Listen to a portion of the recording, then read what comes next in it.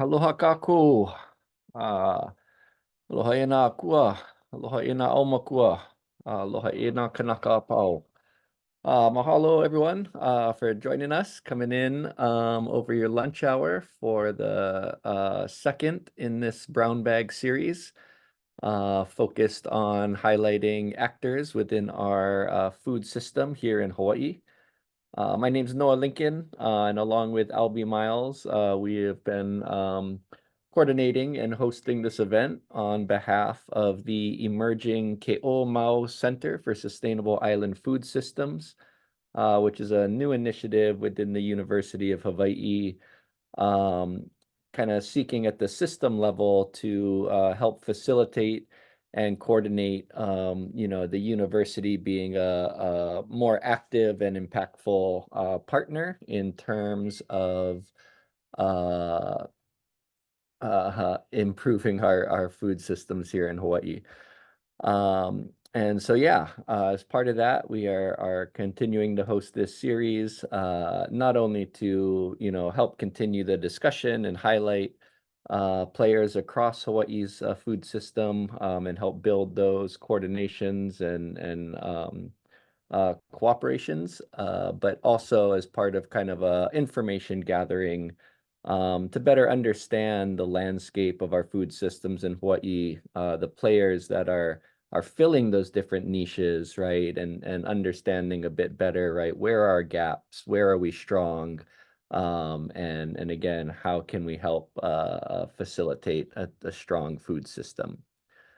So again, just welcome everybody. I'm going to go ahead and turn it over to Ioane, who's kind of the webmaster behind this, to go ahead and introduce our panelists and kick us off.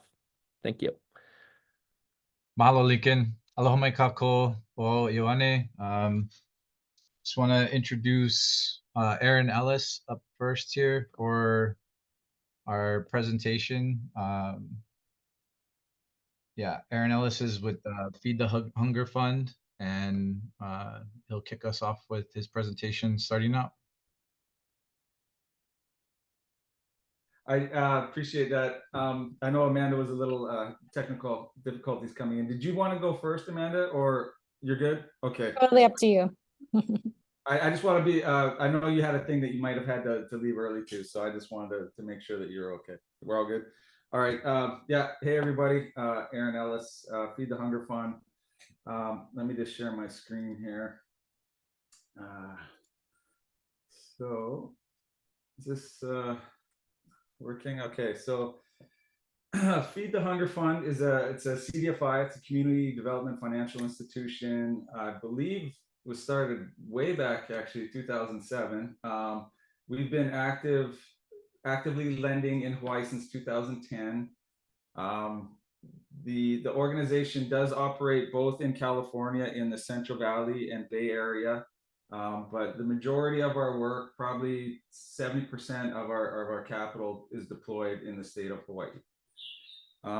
So our mission as an organization is to provide entrepreneurs with access to capital, technical assistance, and networks that help to increase their income and build their assets. We focus on food enterprises owned by low-income BIPOC, women, and immigrants.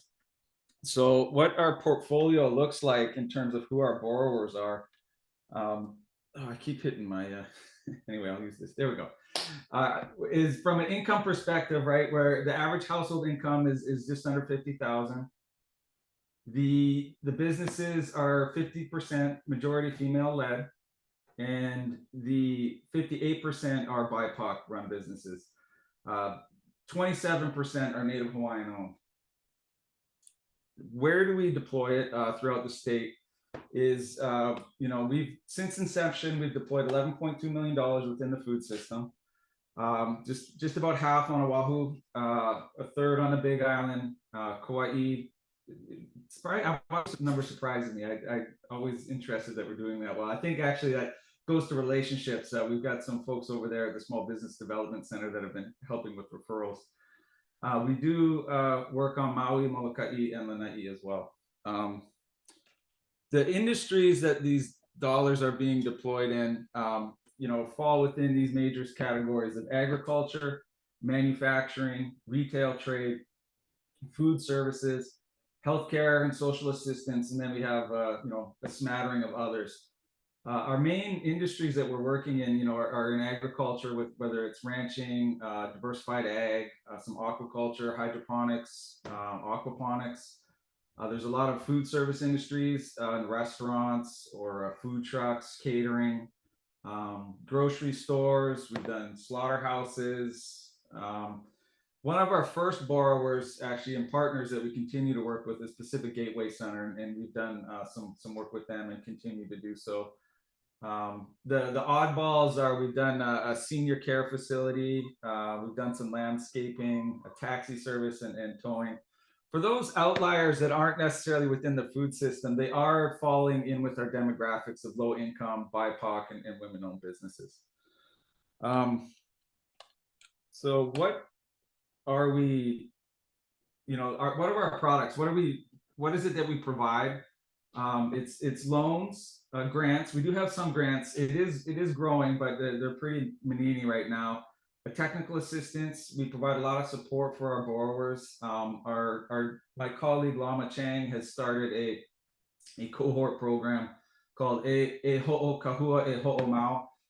And we're looking to build out our second cohort of individuals to run through that, where we're providing a lot of technical assistance in maybe some margin analysis, putting a little business plan together, helping to identify marketing, and some of these things that can be done with us, as well as with partners, maybe at the Small Business Development Center or Go Farm, certainly other individuals. I know Amanda's been a great help with some of our partners looking to get some grant capital in. And network building, that's really a key component of what we provide as well. So I think, Noah, you gave us a few prompts to talk about what were our goals, what is our vision, and so our goals for the next 3 to 5 years are really to increase our capital deployment, our technical assistance, and networking.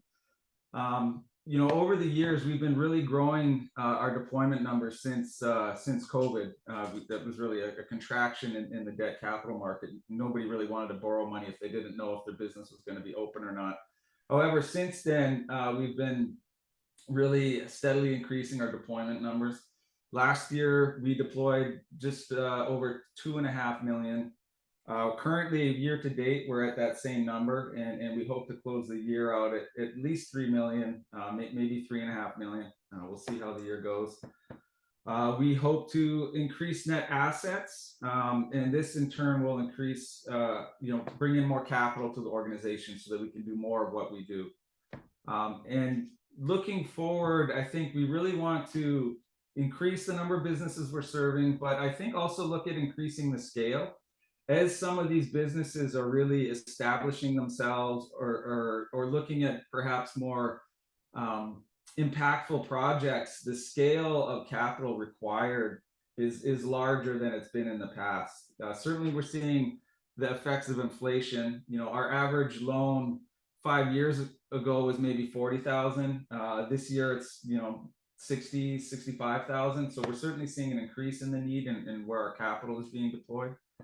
And I would like to see us able to support more projects and larger projects, as we're looking at folks that are really doing great work at Hawaii Ulu Cooperative, FarmLink Hawaii, and similar projects to that. I know there's some slaughterhouses that are looking to scale. Our vision of where we want to go in the longer term, I think really just echoes what Keoni has put together with the Aina Aloha Economic Futures. It's to create a resilient, equitable, and regenerative economy for Hawaii. And we're really starting with the food system, right? That's been our focus. Blowing through everything here. So projects that we're working on, these are some of the things that I'm really excited about that have been ongoing. The Healthy Food and Financing Initiative, with Keoni's help, and certainly Amanda was a key player in making sure that we were able to secure that capital. We have not yet, knock on wood here, but we're hoping to get $2 million to deploy as credit enhancements to make loan capital easier to access for some of our borrowers, right? This would be things like maybe covering finance charges or creating loan guarantee pools. In fact, that's another project we're working on, is that this funding will establish a loan guarantee pool for us, but we're looking to partner with other organizations to really make that bigger, to find ways to invest in organizations that are doing the work that needs to be done in the food system. So Keoni's got some work that he's doing with HIR to put together a guarantee pool. The Hawaii Department of Agriculture is looking at putting a guarantee pool together. Other organizations have already been doing this to support the work, like the Johnson Ohana Foundation. And so we're really trying to establish one for ourselves, as well as coordinate with everybody else in the system to make sure that what we are creating is addressing a need and making sure the capital is flowing to where it needs to go. We've been working on a line of credit. Most of what we do right now is this term loans. We might have balloon payments or interest only periods, up to 7-year term. But we are realizing that often it's just a cash flow need, and so we're looking to try to create a line of credit product. Let's see what else. We've been participating with Hawaii Investment Ready, the funders cohort, as well as we are an enterprise in the last round. And I absolutely love my time working with those folks and in that environment. It's certainly been a pleasure and a joy. I think I saw Margaret's name on the attendees here. Hey, Margaret.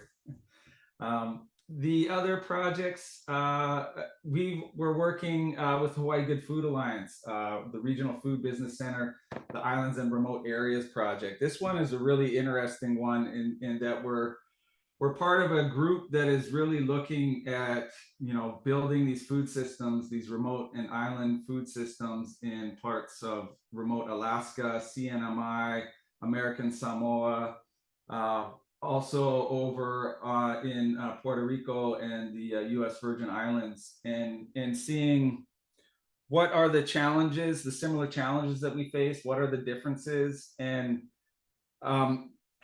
what's been nice to hear is, in fact, that in Hawaii, the work we've been doing, we always kind of are a little dismayed at the progress we've made, but these other organizations have been looking at Hawaii as a bright spot and a model of how to do things, and are really looking to us to help guide them, which has been, it's nice to get acknowledged like that, but certainly the kuleana is there to do the work.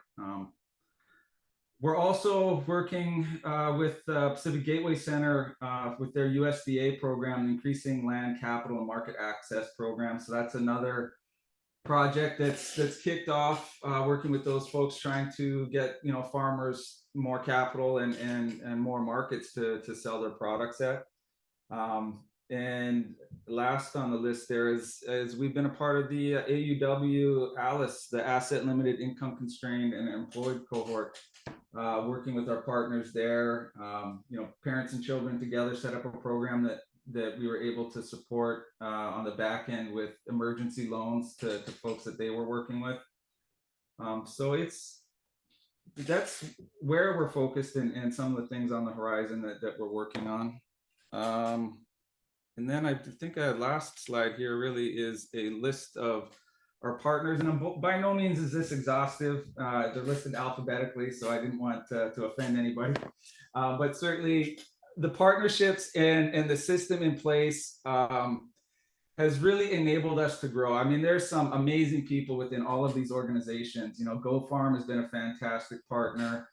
Hawaii Investment Ready, the Hawaii Good Food Alliance, working with those wonderful folks, Pacific Gateway Center, so many. Kamehameha Schools has offered a lot of support and working with them. I can't speak enough about all of the people here, but I just bring this up, I think, to highlight the importance for us as an organization in collaboration, right? Working in a silo just really doesn't move the needle as much as it should.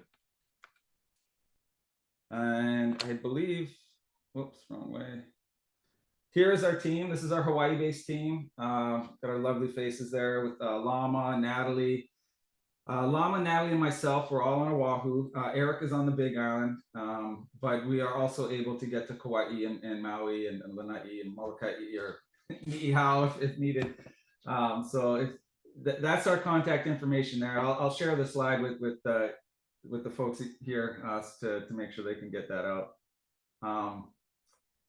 Anyway, I'll pause my caffeinated rambling for questions or let us move over to Amanda. Mahalo nui, Aaron. Yeah, and if I've posted a link to your website in the chat for anyone who's interested in looking into that, and please feel free to add any additional materials as the other presentations go through. And for our attendees, please click on the Q&A and start populating any questions you may have as you have them, and we can get to them. Our presenters can also get to those as they come through.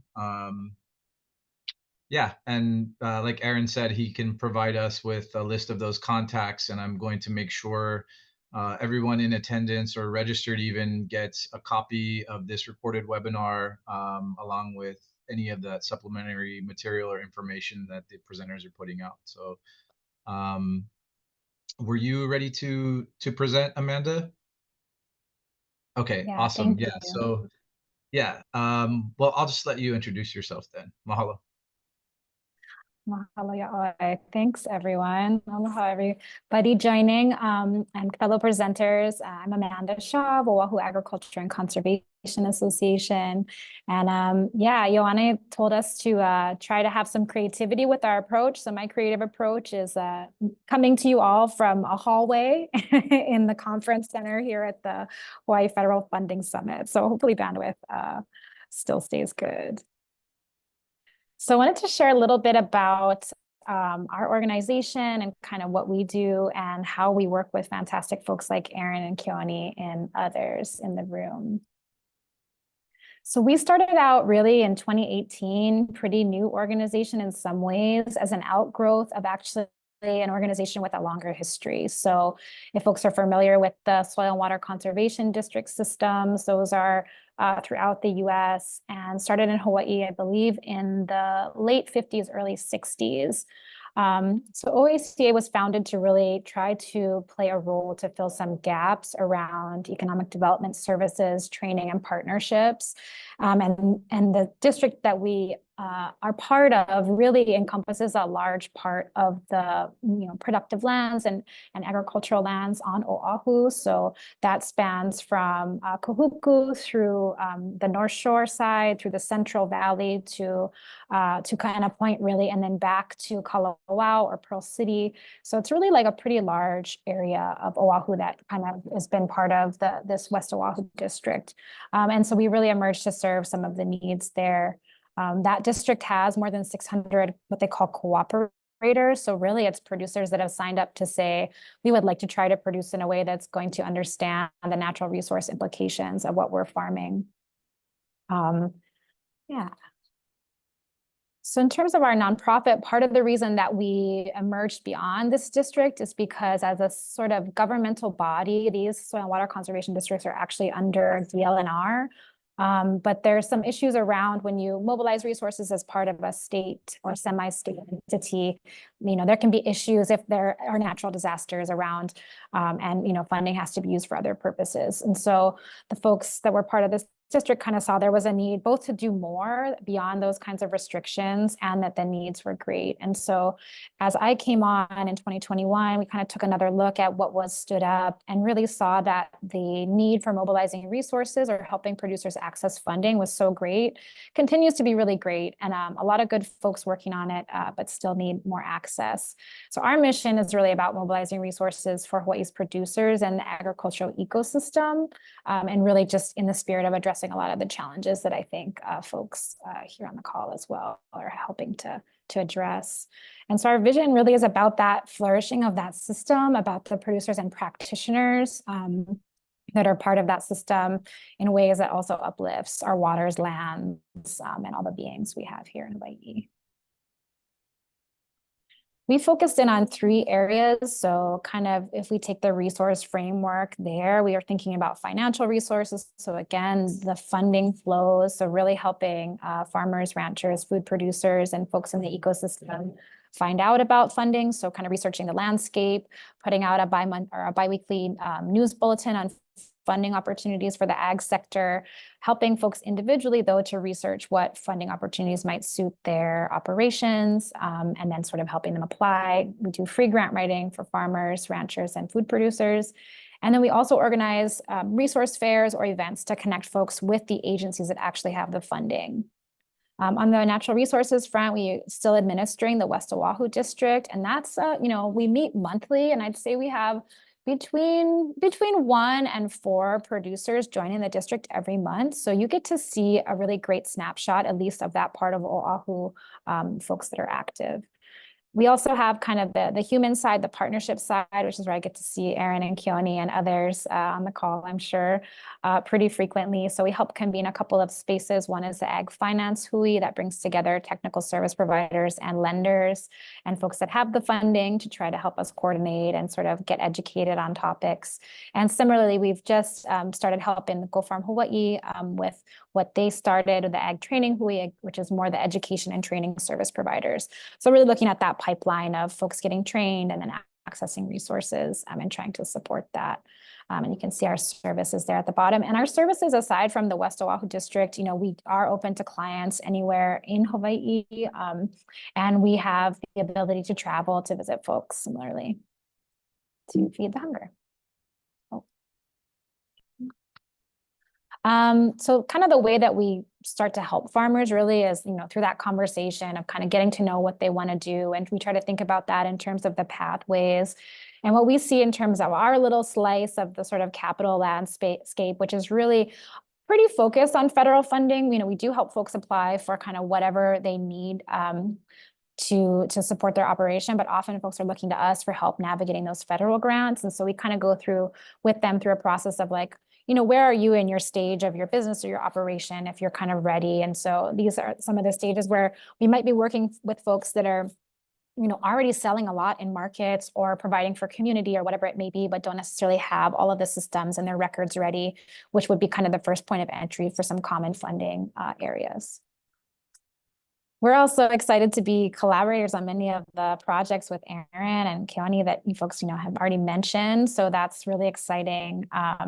I think, just outlining a couple that maybe aren't mentioned, we are part of the Regional Food Business Center Steering Committee as well, and hopefully get a chance to work with those folks again, as well as the PGC project that's looking at, capital access in our case. We are also working with Go Farm on a grant that supports Go Farm with a grant that supports Native Hawaiian farmers and Pacific Islander farmers to really uplift their agritourism operations, really ensuring that those are spotlighted. And then with the CTAR program through what used to be called the Local and Immigrant Farmer Education Project, which Emily Kirk on Kauai Extension Agent has brought together again. And that's really supporting the multilingual producers. So with a specific focus on Mandarin, Thai, and Lao, Ilocano, and other producers that have different languages. So really trying to understand their needs, work with community navigators and translators, and really see how we can support. There's some additional work around national level advocacy as well we've been recently involved with. Goals, this was a good chance to look back at this and what we have. Really, we're excited. We have some exciting news I'll share in a second, but part of that has to do with really kind of making it so that producers and practitioners have to knock on fewer doors to get what they need. So offering like a greater suite of services in the future, really continuing to help draw down more resources for the system, continuing as well to help with that coordination piece and make it easier for farmers, to know who to go to by, ensuring that folks doing the lending and the capital work as well are talking to one another. And then we're thinking as well about our own resource mobilization and how we can be more creative and also not only be, dependent on predefined grants, but thinking about maybe a sliding scale for some of our grant writing work for folks that do have the means and do want to pay for that as a service, thinking about our own sustainability. And then thinking about, some of what's exciting for us, thinking about beyond, what we're hoping to build is really that workplace that centers justice and really centers the folks that we see as working the hardest throughout the food chain. So that's Indigenous and multilingual producers and practitioners, women and femme and queer farmers, folks that are at the intersections of multiple oppressions that we really want to uplift and ensure resources are getting there. We're excited to keep kind of adapting what we're learning into our programs, always a challenge, but we're kind of making a renewed push for that, as well as deepening some of the advocacy work, to ensure that we're thinking about systems change across the multiple spheres that we're operative in. And then I think for me, it's also, something we've been thinking about is spotting and kind of bringing awareness to what we think is under-resourced. So really seeing a big gap in support for the farm working community, as well as food chain workers, from restaurant servers, really making all those connections to folks that are working in the system. So the exciting news, we're in an exciting moment because we have decided to bridge and merge with our longtime partner, very similar name, Oʻahu Resource Conservation and Development Council. Our organization was actually originally fiscally sponsored out of Oʻahu RC&D and then grew to sort of address some of the needs in the capital landscape I was talking about. But really the more that we work together since I've come on and we really look at our programs, we just saw that the impact we can make if we join together is really undeniable. So we're currently in the process of a really exciting strategy and strategic planning process, but it's really bringing together our work in the capital sphere and their work in conservation planning on working land. So they really help in that sphere together. So as we're kind of in that, process of coming together more deeply and thinking about what we want to build, just kind of this emerging ecosystem approach that I think has been emergent within both of our organizations for a while, which is really about, we do operate in a big tent philosophy. So we really do work with the gamut of producers. So as you might know, the area where we're located in Kunia, Hawaiʻi, is pretty diverse. You have really, really big farms. You've got really small farms. So we kind of have to be available to see what's happening. And so just recently thinking about this in terms of sort of like the kinds of ways that we're operative there and the ways that folks are trying to do their work. So we can think about that along a scale of kind of like the very least harm to the more transformative work that I know Keoni is going to touch on. And so really we think about some of that. We might be doing that if we're reducing harm. We're thinking about, say, pesticide safety, worker protection standards, which we've done. There's also kind of becoming more sensitive to challenges. So that might be the conservation planning, then responding to those challenges. We're also part of the Hawaii Climate Smart Commodities Partnership. So really a focus on Indigenous and climate smart ag. And then, we think that collectively we can start to work towards greater transformation of some of the challenges. And then I guess I wanted to add wishes, just because those are on my mind before I wrap up here. But really, what we see and what kind of shocked me coming from a different sector, really more in feminist movement building and intersectional movement building, was kind of the lack of core and multi-year funding for the food and agricultural system, not just for farmers, but for the organizations that sustain them. So trying to drive that message home. Really seeing, I think I'm, taking issue with the kind of binary and bifurcation that we see between producers and practitioners. So that's really a colonial binary that we want to break down, that, no matter what reasons you may be producing, there's a place for everybody and everybody needs support. I think also just, working in the sector and really seeing that there's a pretty heteropatriarchal framework still. Farmers are still kind of envisioned as men, as part of heterosexual families. And I think we just need to be, open our minds more to all the forms of family and farmers and folks that are out there. And then I think I already mentioned about the support for folks that are along the food chain that maybe don't receive as much attention as our farmers, who already don't receive very much attention and funding. And yeah, just wishes for deeper collaboration and systems transformation. So we just appreciate all of the work that you folks are doing at Transforming Hawaii Food System. I'll turn it over. Mahalo. Mahalo nui, Amanda. Great presentation from the hallway.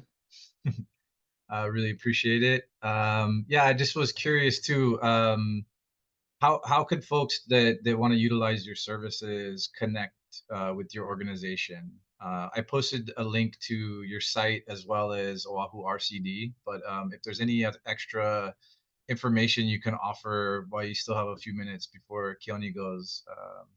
Yeah, how does that process work for folks looking for help? Yeah, great question. I didn't have my email up there, so I'll put that in the chat. I believe that could potentially reach everyone or get posted through you, Ioane. Yeah, folks can just reach out to us. We've got an intake form, and they can just kind of write to us and let us know kind of what you're thinking about for your operations. So yeah, we're available. We've got a phone number too, if that's easier. We want to make it easier, easy on farmers. Or if you are on Oahu and want to come out to Kunia, we've got space to host you. Beautiful. Thank you very much. Yeah, we'll get that posted shortly here. Yeah, Darren Olson is the chat is disabled. Yeah, there's no chat, but you can post questions within this forum and we can address them during the webinar. So thank you for that. Oh, the chat is not going. Okay.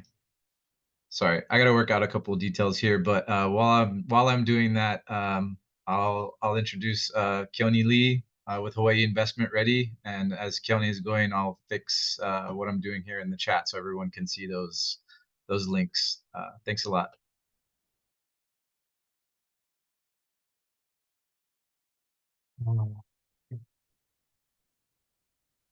Ano ai me ke aloha ia kākou, o wau Keoni Lee he luna ho'okele a Hawaii Investment Ready. Yeah, mahalo Ioane and UH and Transforming Hawaii Food Systems for putting on this brown bag series and giving us the opportunity to share our work.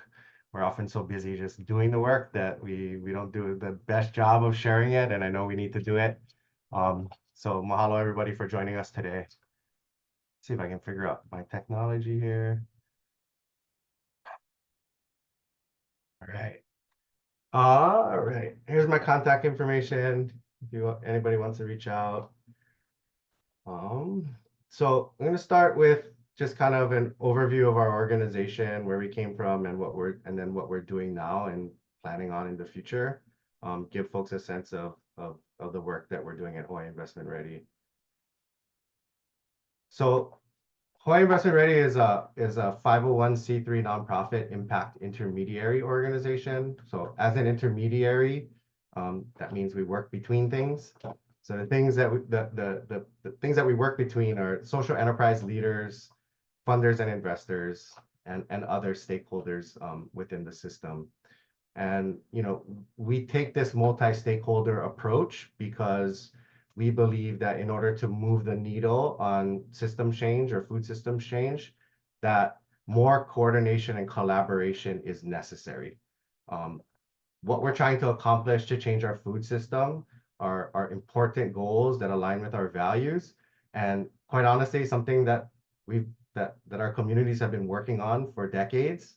But the reality is that we haven't moved the needle a lot on progress towards that end, right? Like if we want to see more local food production for local consumption, we want to see increased access to healthier locally produced foods, if we want to be more food secure in the face of global crises and supply chain shocks and the geographic vulnerability of living so far away from everyone else, if we want to see improvements, like significant improvements, not just nominal ones, we have to understand that we haven't made as much progress as we had hoped over the last few decades, because there are market forces and externalities, or things that are somewhat outside of the control of individual businesses, that are preventing us from manifesting large-scale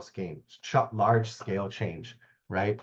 We're talking about systems problems, and like the food system and how our food system operates has been long-standing. It's deeply rooted. It's really complex. There's a lot of different parts working together and that have influence over each other. And it's ever changing. And it also resists change, right? Dominant systems resist change. So knowing that if we want to be successful at these goals as a Hawaii community, and more specifically as a community of food system stakeholders, we have to take systems approaches, right? just doing more of the same things that haven't worked for decades isn't going to create better results. So we need new tools, new approaches, new ways of working together in deeper collaboration with a systems mindset and a systems approach in order for us to move the needle. When I talk about externalities or things that are preventing us, right? We have higher land costs. We have higher cost of inputs, right? We have supply chain challenges. We have inter-island transportation. There are a lot of things that make it even harder for food systems businesses to be successful, right? Compared to what happens on the continent. It's already hard on the continent, right? There's not huge amounts of money to be made in food. These are low margin businesses, but they're fundamental if we want to have a sustainable, healthy community, right? So I think that's why we're all on the call. That's why we're all doing this kind of work. So I want to set that frame. You hear Amanda and Aaron talking about all the collaborations and work that they're doing with other groups. And, we're not alone in this. There's a lot of folks who are coming together to work together in new ways to advance our food systems goals. And if there's anything that you take away from our conversation today, it's really that more of this is needed, that we're doing it, more of it's needed. We need to get better at it. We need to do more of it, and we need more people involved. So a little bit more about our work, just to give you context. Our organization, our efforts started in 2012 with co-founders Lisa Kleisner and Neil Hannes. And together they co-founded the first native-led business accelerator in the United States and in Hawaii, right? We ran 3 cohorts up until 2018. In capacity building, social enterprises, both for-profit and nonprofit in Hawaii. A lot of them predominantly were native-led social enterprises. And after the first 3 cohorts, we recognized that we were getting enterprises more ready for investment, but the money wasn't moving any differently. So we added a program and we started another strategy of doing funder education and engagement. We started hosting the first impact investing workshops here in Hawaii and really starting to educate our local ecosystem around the benefits of impact investing. And so for those of you who don't know what impact investing, it's an investment philosophy and strategy where you're investing for impact or good or things that are addressing social and environmental problems alongside a financial return, as opposed to conventional traditional investing, which is really driven by profit. This is more about it's driven by doing good. So, we started doing that for a few years. COVID hits, and in 2021, we evolved our mission and our approach, really thinking about economic transformation, seeing all of the calls in Hawaii for, a more sustainable, diversified economy. And we decided at that time, we're going to reinvent ourselves around the systems change intentionality. And we decided to focus in on the food system. We felt it was the most ripe, it was the most relevant, and it was also foundational. Food is foundational. So we re-envisioned everything that we were doing from a food systems change perspective. And in 2022, we launched our redesign program, our redesign accelerator program, focused in on food systems change. And it has a dual, and I'm going to be talking more about it in detail. But that's kind of where we are today. A lot of folks may know HIR's work as just being a social enterprise accelerator, mostly for Native Hawaiians, and that's what we were for cohorts 1 through 4. But we've evolved, right? But I want to give you a sense of the evidence and the impact that we had up until this date, right? So we've graduated 5 cohorts from our accelerator program, over 60 Hawaii-based social enterprises, over $120 million in annual revenue combined, 1,500 jobs and growing. And in a survey to our enterprises last summer, they attributed over $55 million in funding and investment to their relationship with HIR through our capacity building, through our networking, through our connections. So we feel like we're doing good work, and our evolution is just to continue our progress towards our goal and our mission of economic change in Hawaii, like regenerative economic change in Hawaii. So as an intermediary, a lot of intermediaries are field builders, right? They're working with multiple stakeholders to build the field around a shared purpose and goal. The way I like to think about our work is really soil building. And I use the word soil building because healthy soil is like an interconnected web of actors and organisms and networks that work together to create abundance and life and have success, right? It's sustainable, it's resilient to change and shock. So this is the kind of field building that we approach with Hawaii Investment Ready.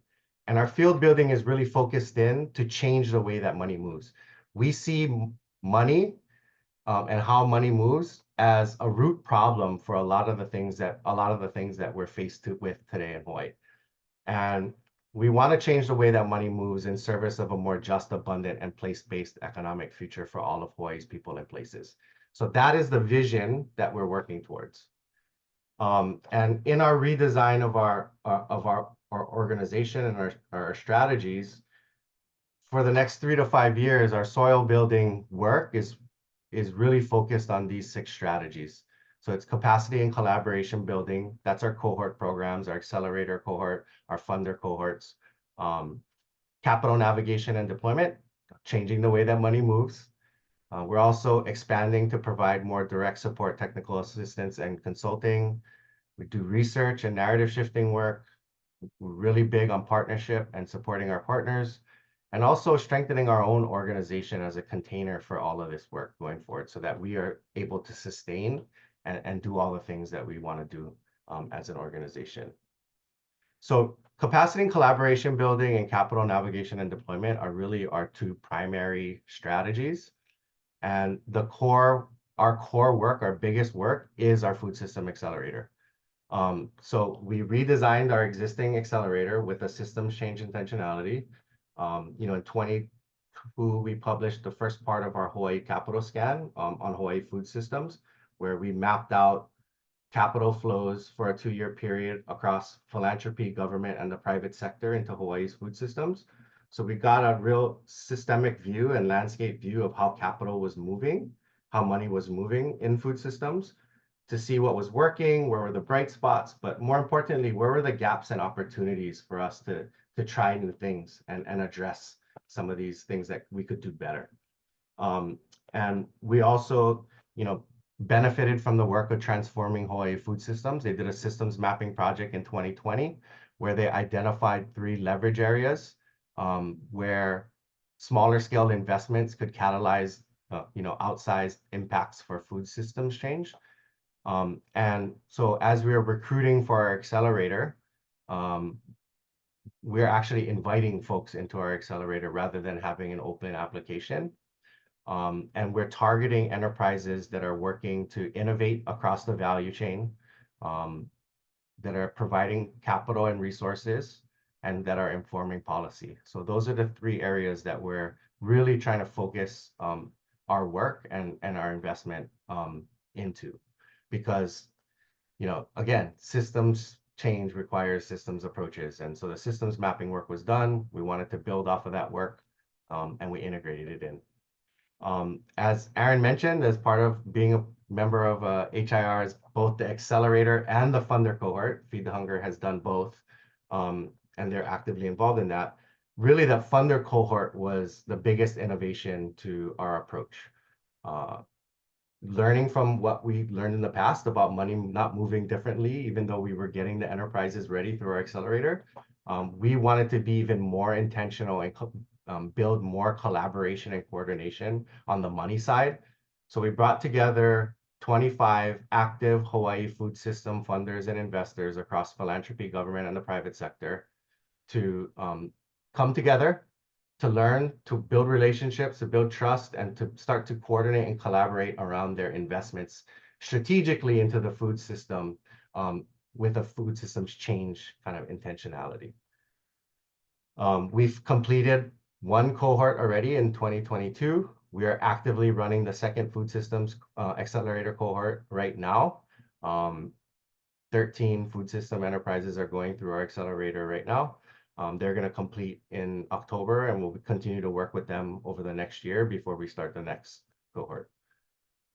Another new thing that we're launching right now is our very first impact fund. And this is a debt fund that is utilizing a strategy called catalytic capital.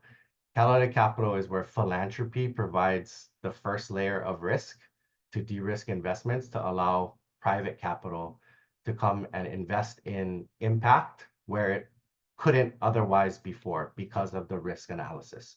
So you can go look up catalytic capital. I don't want to get into the details of that, but really what this fund is aimed to do is to support our accelerator companies and others around them in our network with debt capital that is more risk tolerant, flexible, and better aligns with their needs and plans to scale.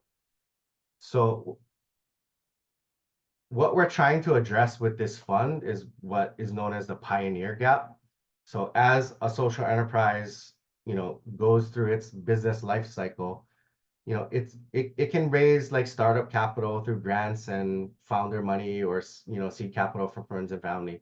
But as they get more mature, right, as they start to grow their operations, they learn through product market fit and are generating revenues, and they're ready to scale, the amount of capital that they need is just not as accessible for organizations like this, either from their demographics, their track record or their history.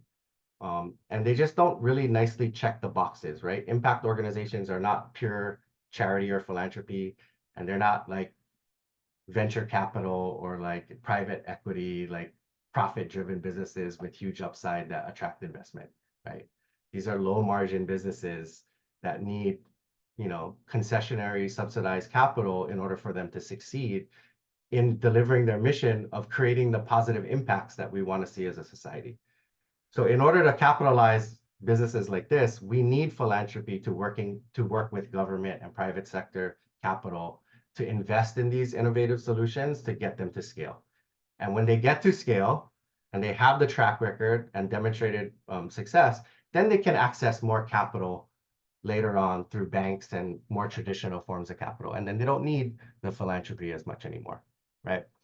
So that's really what we're trying to solve for. Where we're going next with all of this work is we are starting off and creating a Hawaii food systems change investing plan. And what that means, this is something new that's kind of emerging, but really creating a platform and a tool for multi-stakeholder engagement around a shared goal of food systems change, right? Where we're gonna build off of the systems mapping work that Transforming Hawaii Food Systems has done. And we're gonna continue to update the systems map, right? We're gonna do the leverage point analysis. We're gonna create an investment thesis for our food systems change plan.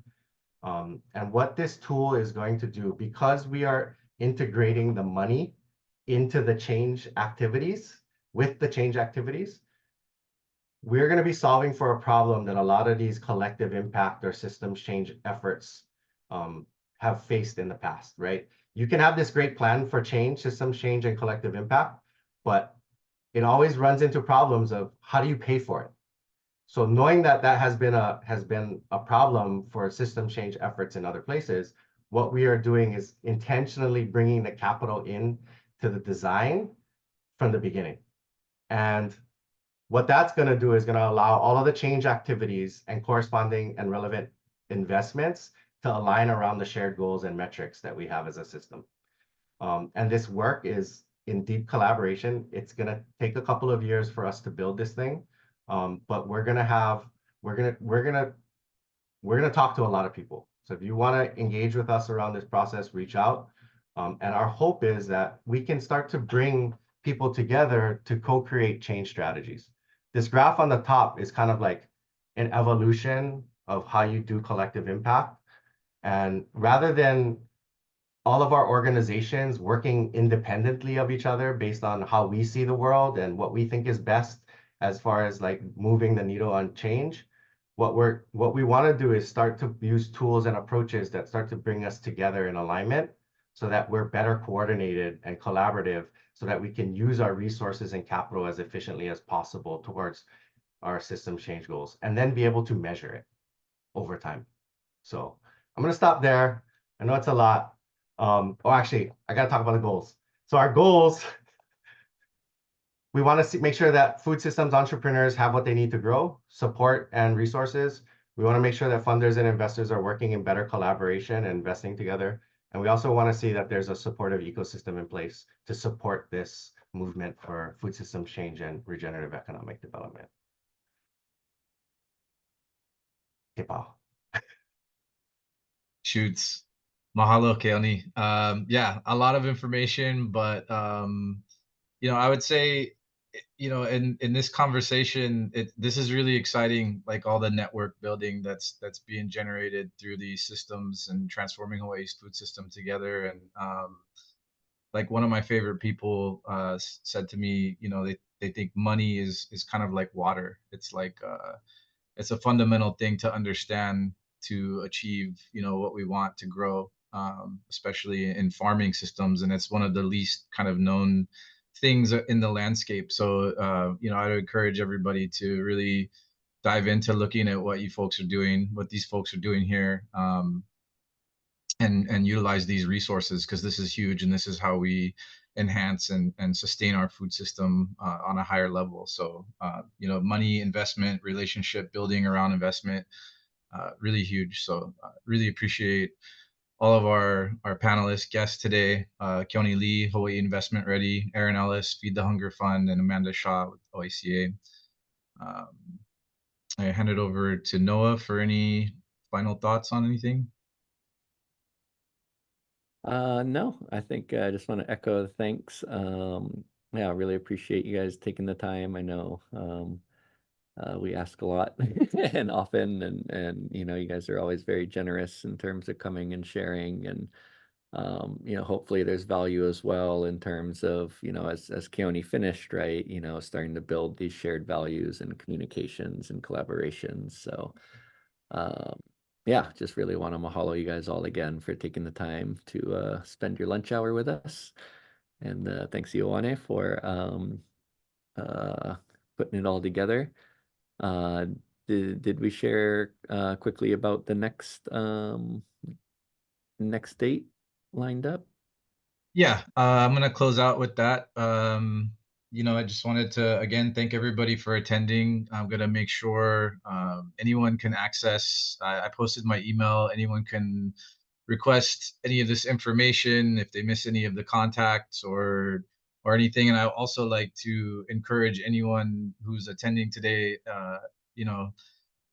if they have anything they'd like to share, reach out to me. If they're part of an organization that's a part of the food systems landscape, and we'd like to get you on the calendar. Up next, we have in August on the 14th. So far, we have Kaipo Kekona with Hawaii Farmers Union United, and hoping to get at least one or two more guests to accompany him on that webinar, Brown Bag Speaker Series event. So yeah, everything here today, again, was recorded in closed captioning. As soon as this gets wrapped up and processed, I will make sure to send that out with any applicable follow-up information, contacts, or anything else, questions or anything that we might have missed. We have one question here with the last few minutes. I'll read to everyone. Aloha, I'm a USDA tribal liaison, hoping to gain a better understanding of the landscape of Indigenous and Native Hawaiian interests in food sovereignty and building sustainable food systems. I've worked a lot in Alaska with the lower 48 tribes in the West, but have very little understanding of Hawaii. Any recommendations on where I should start?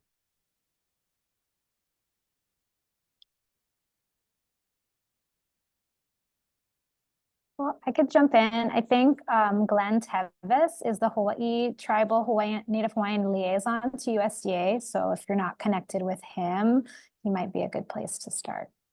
Thanks. Mahalo, Amanda. Yeah, and again, my email is posted in there. So any follow-on stuff, please copy that down and feel free to reach out, and I'll do my best to connect any information necessary to further our food systems creation and management. Mahalo nui. Appreciate you all.